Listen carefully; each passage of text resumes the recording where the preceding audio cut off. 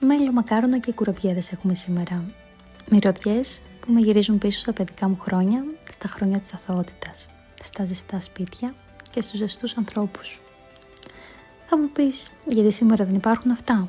Φυσικά και υπάρχουν. Απλά δεν ξέρω, νομίζω οι περισσότεροι από εμάς αυτές τις μέρες ερχόμαστε λίγο πιο κοντά με εκείνο το παιδί που ήμασταν κάποτε.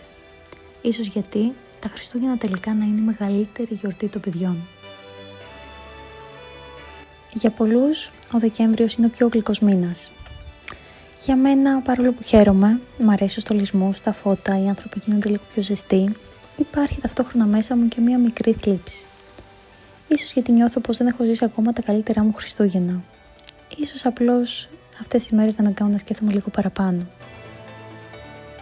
Και κάπου εδώ, ανάμεσα στο μέλι και τη ζάχαρη, στο βούτυρο και τα αμύγδαλα, σκέφτομαι πως ο γλυκός άνθρωπος, η καλή κουβέντα, η τρυφερή, είναι η μεγαλύτερη δύναμη. Είναι η επιλογή να κοιτάς τον κόσμο με καλοσύνη, ακόμα και αν δεν είναι το πιο εύκολο πράγμα στον κόσμο. Καθώς αρχίζει αυτός ο μήνας, εύχομαι να βρούμε όλοι λίγη παραπάνω ζεστασιά, να πιστέψουμε ξανά στο καλό και να θυμηθούμε πως η αγάπη δεν χρειάζεται πολλά λόγια, μόνο να τη μοιραζόμαστε. Καλό μήνα λοιπόν και καλές γιορτές να έχουμε, με φως και αγάπη στην καρδιά μας.